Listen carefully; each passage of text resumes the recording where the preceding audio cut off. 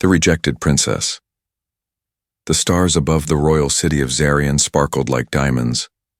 The royal palace stood tall and bright, made of white stone and glowing crystals. Inside that beautiful place, sadness lived in one of the rooms. A girl sat, still her white eyes staring into nothing. She was Princess Irina, the only daughter of Queen Lysira. Irina was different. She had been born blind. Her legs could not move. The doctors of many planets had tried to help her, but nothing worked. In the empire of Vayari, beauty, strength, and perfection were everything. Anyone weak or broken was seen as less. But Irina was not weak in her heart. She could feel the world in ways others could not. She heard the songs of birds outside. She smelled the rain before it came. She knew when someone was lying, just by the sound of their voice. Still, no one wanted her. She was of age now. In her world, a royal must bond with a partner before claiming the throne. A soul bond was more than love. It was a deep connection between two hearts and minds. It gave power. It gave purpose. It gave the right to lead. But no one wanted to. Bond with Irina, suitors came. They were tall, proud, and perfect. Princes from other worlds, warriors in shining armor, scholars with high honors. But when they saw her in her floating chair, her pale eyes staring into the air, they left. Some were polite. Most were cruel. One laughed in front of her and said, "She belongs in a care center, not a throne room." The queen was angry. "My daughter is royal blood," she shouted in the great hall. "Who dares call her less?" But deep down, even the queen worried. Without a bond, her daughter could not rule. And without a ruler, the Vayari Empire would fall into chaos. Days passed, then weeks. The palace grew cold, the halls silent. Irina stayed in her room, listening to the wind, wondering if she would ever leave her prison of skin and stone. One morning, a loud voice echoed through the sky. The queen had made a new law. Let any being, noble or not, from any planet, step forward. If the soul bond awakens with Princess Irina, they will be accepted. The nobles were shocked. Anyone? Even commoners? Even aliens? Yes, the queen said. Even humans. That word made many laugh. Humans were not well liked. They were seen as weak, simple, and emotional. Most Vayari thought humans had no place in royal matters. But Irina smiled when she heard it. A human might see her differently. Far away, in a dusty mechanic station on the edge of the empire, a human man named Jacob heard the news. He wore old clothes covered in oil. His hands were rough. He fixed broken ships for alien travelers. Most ignored him, but when Jacob heard about the blind princess, something stirred in his heart. Back on Earth, he had a little sister named May. She had been born unable to walk. People had treated her badly, but Jacob never left her side, not once. He taught her to fly drones, to build machines, to dream big. May had died 5 years ago in a fire Jacob couldn't stop. Since then, he had drifted from planet to planet, never staying long. He fixed things, but nothing fixed him. Now maybe he had a reason to try. He packed his bag and left the station. He walked for days, rode a cargo ship, slept in a crate full of parts, but at last he reached the shining steps of the palace. Guards laughed when they saw him. "Are you lost, human?" one said. "This is the home of the stars, not junkyard rats." Jacob looked up. "I heard someone needed a friend." They sneered, but let him pass. Orders were orders. Irina was sitting alone when she heard the door open. She expected another noble to walk in, only to leave in minutes. Instead, she heard slow, careful footsteps. A smell of grease and metal, a strange heartbeat, then a voice. "Hi, I'm Jacob. I fix things. I don't know if I belong here, but I'd like to try." Irina turned her head.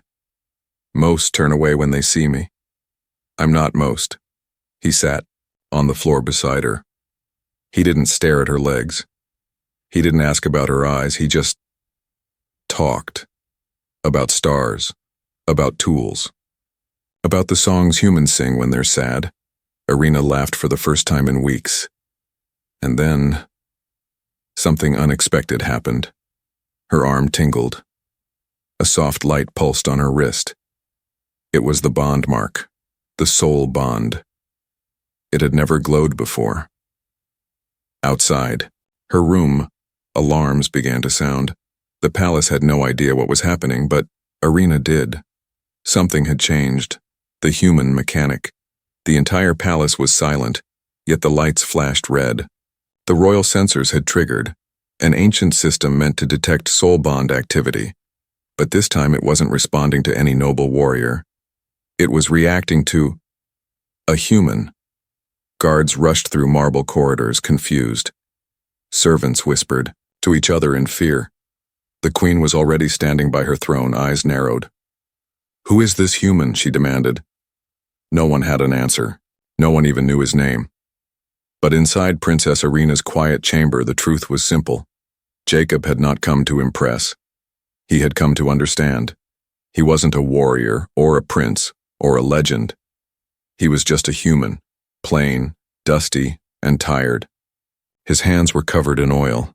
His boots were old and torn. And yet he sat beside a blind princess like she was not broken. He spoke to her like she mattered. Jacob didn't look around her golden room with wide eyes. He didn't stare at the floating throne or the glowing windows. Instead, he studied her, calmly, kindly. "You smell like machine oil," Irina said quietly. Jacob smiled. "Yeah, I fix things. Mostly ships, sometimes robots, and maybe people too." Irina's lips curved, a small smile. "And why would a human mechanic visit a princess no one wants?" Jacob looked at his calloused palms. "I've seen people tossed aside because they couldn't walk. I've seen kindness forgotten because someone didn't look perfect. But where I come from, those people are still worth something." She turned her white eyes toward his voice. "Most say I'm a burden." "I think you're a challenge," Jacob said. "And I never run from a challenge." That made Irina laugh. Really laugh. Her voice echoed off the crystal walls, and even the guards outside paused in confusion. It was the first time she had laughed in months. As they talked, the bond mark on Irina's wrist pulsed again. Faint, but real. A second pulse followed, stronger than before. The royal bondkeeper was called in. She arrived holding a glowing orb, her face serious. "Forgive me, Your Highness, but I must test the bond. The palace has detected something unusual." Jacob stood. "Is this going to hurt her?" "No," the bondkeeper replied, surprised by his concern. "But if the bond is truly forming, the orb will glow." The orb was placed between them. Seconds passed. Then it lit up, soft at first, then brighter. Then it glowed so strong that even the queen felt it from the throne room. It was real. The princess, long believed to be unbondable, had formed a link with a human. Chaos broke out. The nobles were furious. "This is wrong," shouted one. "A human can't bond with royal blood." Another noble snarled, "It must be a mistake. The system is broken." But the queen raised her hand. Enough. She had seen the light, felt the truth. And though her pride hurt, she could not deny what had happened. Later that night, she sent her advisor to visit Jacob. "You will be tested," the advisor said coldly. "The bond must be proven. The Empire will not accept a human so easily." Jacob nodded. "I didn't come to be accepted, I came for her." The advisor studied him carefully. "You may not survive what comes next." Jacob looked back with calm eyes. "She's worth it." Meanwhile, Irina sat by her window, breathing in the cool night air. She reached out and touched the glass, though she couldn't see the stars. She didn't need to. She could feel something new growing inside her. Hope. For the first time in her life, someone had chosen her. Not for duty, not for power, but for who she really was. A whisper escaped her lips. "Don't leave me, Jacob." And, far across the palace, the human mechanic whispered back to no one, "I won't." The bond begins. It began with a dream. Princess Irina stood in a world of endless starlight, her legs strong beneath her, her eyes open and full of color. In front of her stood Jacob, not dressed in grease-stained clothes this time, but in glowing, silver light. He smiled at her. Then the stars cracked like glass. A loud voice whispered in her ears, "The bond has begun, but they will try to tear it apart." She woke with a gasp, and the bond mark on her arm was burning. In the morning, the palace buzzed like a stirred hornet nest. The soul bond was growing. It was no longer a whisper, it was a roar inside Irina's body. Every second she spent near Jacob, her chest felt warm, her heart beat faster, and her mark glowed brighter. But this bond was not like others. It was not perfect. It was human. The nobles were in secret meetings now. Some demanded the bond be stopped before it reached completion. Others feared it would set a dangerous example, allowing lesser species to connect with the royal bloodline. One counselor even whispered, "Better to end the girl than let this shame spread." Jacob didn't care about their meetings. He was too busy spending time with Irina. He brought her strange Earth gadgets that made funny sounds. He told her stories of his home planet, of blue oceans and wide forests and snow that tasted like sugar. She laughed often now. She asked questions. She touched his hands and listened to his breath, her world opening wider each day. One day she asked him quietly, "Do you really not mind how I look?" Jacob raised her hand to his face. "You're the most real person I've ever met. What I see doesn't matter. What I feel does." Irina blinked. Something wet slipped from her blind eyes. It was her first tear. That afternoon, the queen summoned Jacob to the royal chamber. The great room was cold, sharp, dangerous. "You are not a prince," she said. "You are not noble. You are not even one of us. Why should I allow you to finish the bond?" Jacob stood tall. "Because I didn't come to win a throne. I came to care." "You care?" the queen scoffed. "The galaxy does not run on kindness." Jacob looked her in the eyes. "Maybe that's why it's broken." There was silence. For a moment, even the guards didn't breathe. The queen turned away. "If you truly care, then prove it. The trial of worthiness begins soon." Irina wasn't told about the trial. They wanted to protect her from worry, but she knew.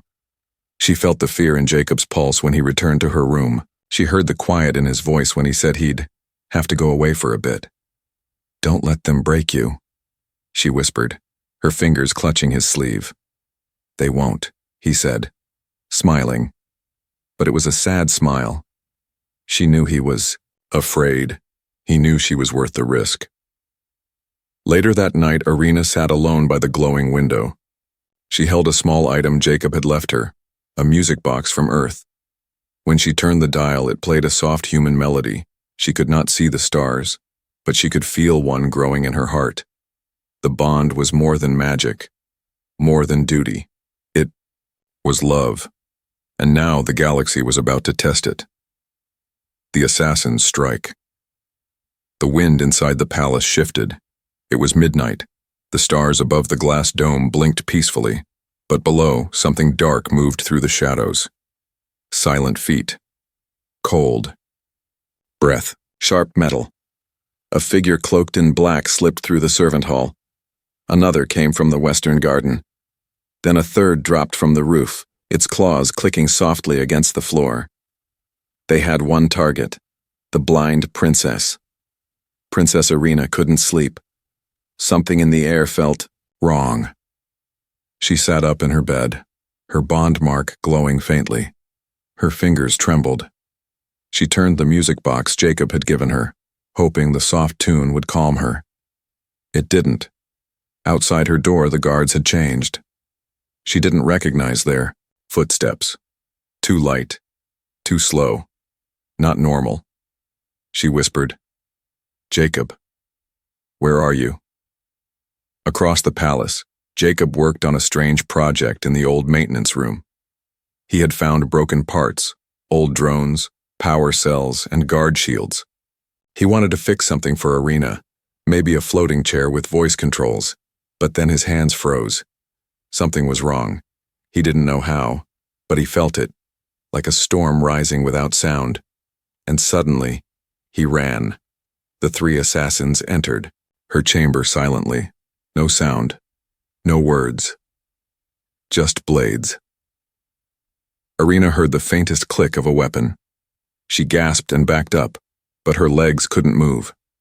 Her fingers found the small alarm button near her pillow and pressed it once. No alarm rang. It had been cut. One of them raised a curved knife above her. But the door burst open. Jacob flew into the room like lightning, a half-built drone in one hand and a glowing shield in the other. "Get away from her," he shouted.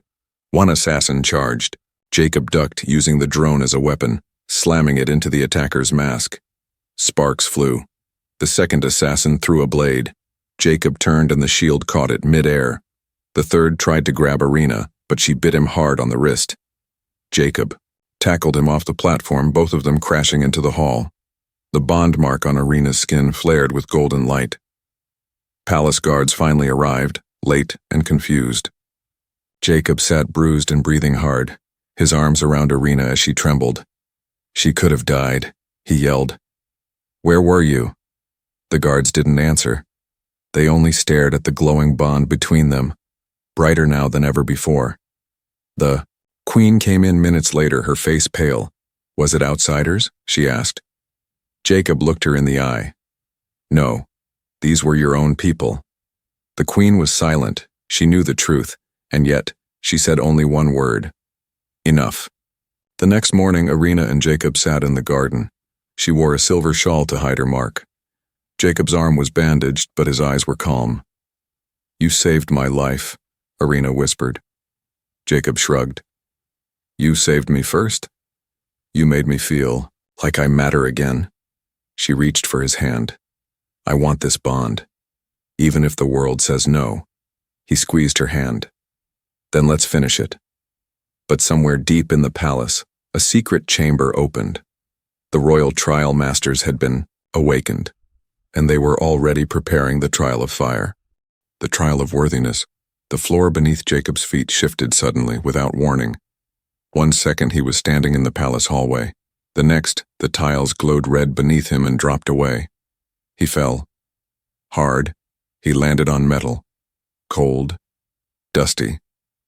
The walls around him lit up with fire symbols and alien runes. The air smelled of ash and smoke. Chains clanked in the distance. He wasn't alone. A deep robotic voice echoed through the chamber. "You are now inside the trial of worthiness. Escape alive, or your bond ends here." Above, in the throne room, Princess Arena screamed. "Where is he? What have you done?" The Queen stood cold and unmoving. "He has entered the sacred trial, same as any other outsider who dared bond with the royal bloodline." "You said he would be tested," Arena cried. "You didn't say you would kill him." The Queen's face softened for a moment. "If your bond is true, he will survive." "But he's human," Arena shouted. The Queen whispered, "Then let us see what a human heart can truly endure." Jacob stood in a large circular arena. The sky above him was a dome of shifting fire and shadow. The ground cracked with heat. Doors opened, 3 of them. From each door came a challenge. From the first, a beast made of stone and bone, its eyes glowing blue. From the second, a puzzle sphere with moving parts, lasers slicing out from wrong turns. From the third, a wall of fire, and behind it, Arena's voice crying out for help. Jacob's heart raced. He had no weapons, no tools, only the memory of Arena's voice. "I want this bond." He chose the wall of fire. His clothes caught flame at the edges. The heat was blinding, but he kept going. On the other side, there was no Arena, only a machine mocking her voice. He roared in anger, smashed the machine, and moved to the second door. The puzzle sphere hovered in midair. Jacob studied it, spinning, glowing. Dangerous. His mechanic mind kicked in. He traced the patterns, noticed the gears. He didn't panic. He just thought, click, click, clack. The lasers stopped. The sphere powered down. A small key dropped from it. He picked it up and ran to the third door. The beast. The stone beast charged. Jacob rolled aside, barely dodging its massive claw. He saw chains around its neck. Someone had trapped it here, same as him. Instead of fighting, Jacob whistled. He knelt low, opened his arms, and whispered gently, "You're not my enemy." "They are." The beast paused. For the first time in centuries, someone had shown it mercy. It backed away. The key in Jacob's hand glowed and opened the final gate. Back in the throne room, the golden trial circle lit up. He had passed. Gasps filled the chamber. A human had done what trained alien champions had failed to do. Princess Irina rushed to the trial chamber entrance. She didn't wait for permission. 2 guards tried to stop her. She shoved past them in her floating chair. When the gate opened, smoke poured out. And then, Jacob stepped through, burned, bleeding, but alive. She cried. His name. He smiled through cracked lips. "I told you, I never run from a challenge." That night, the bond mark on both their arms glowed so bright it could be seen from orbit. But not everyone celebrated. In the dark corners of the palace, voices whispered louder than ever.